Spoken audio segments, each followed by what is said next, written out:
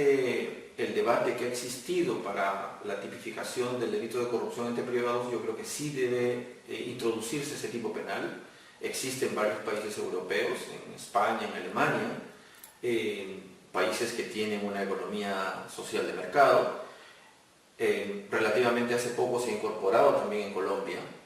Creo que a efectos de combatir la corrupción en cualquier frente, es decir, tanto en el ámbito público como en privado, tendríamos que tener un tipo penal en ese sentido. En este momento en el Perú no existe esa tipificación y a efectos de garantizar el tráfico de mercancías, servicios entre privados en condiciones de igualdad, es que se justificaría efectivamente una introducción de esta tipificación, repito, a pesar de que entiendo las dificultades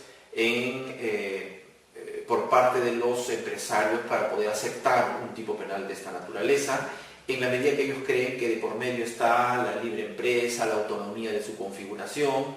Sin embargo, vemos los ejemplos, ¿no?, de economías de mercado como Alemania o como España, que tienen este tipo penal porque consideran que es pernicioso para el mercado mantener este tipo de prácticas incluso en el sector entre particulares, ¿no?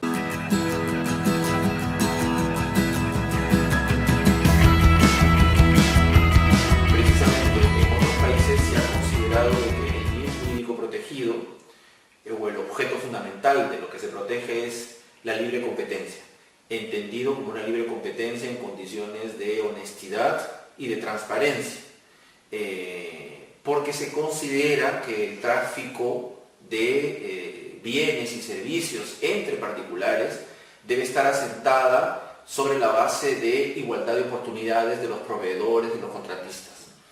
Cuando hay prácticas de soborno en el ámbito privado, se altera ese equilibrio y por lo tanto esa provisión de servicios o bienes altera a los otros participantes en el mercado. ¿Cómo funciona? Precisamente se produce cuando, concretamente cuando hay un contexto empresarial o un contexto de organización. Es muy semejante al cohecho que conocemos o al delito de soborno. Lo que se sanciona en concreto es cuando alguien dentro de la estructura empresarial, sea el directorio, sea el gerente general, un subgerente, incluso un empleado de la propia entidad empresarial, recibe una dádiva, una promesa, alguna ventaja económica con el fin de comprometer a la empresa en la contratación de algún bien o servicio por parte de algún proveedor. Eso está alterando efectivamente la libre concurrencia y eso es lo que se sanciona. Concretamente, a alguien que tiene algún tipo de poder encargado dentro de la empresa, traiciona ese poder encargado y por producto de dádivas o regalos o alguna ventaja patrimonial ofrecida, le concede algún tipo de contrato, algún tipo de prestación a algún proveedor, desplazando al resto de la concurrencia, sea basadas en la calidad o basados en el solo precio.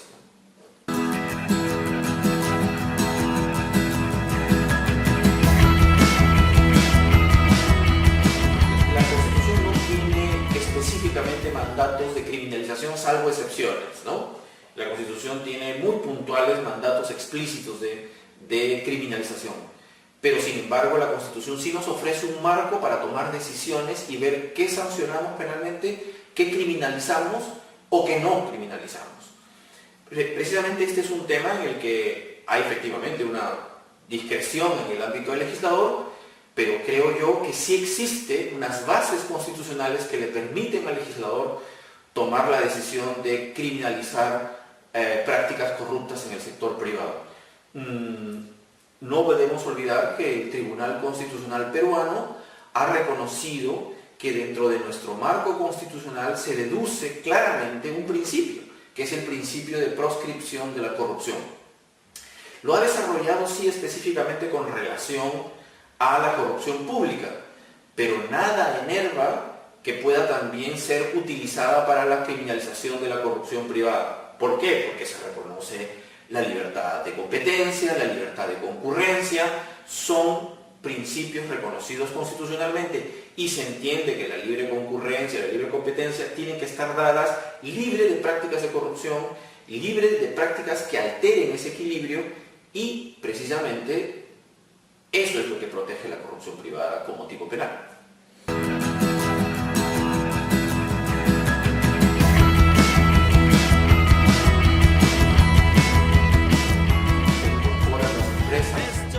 A efectos de minimizar o disminuir los riesgos de realización de prácticas delictivas, no solamente de prácticas corruptas, sí está presente.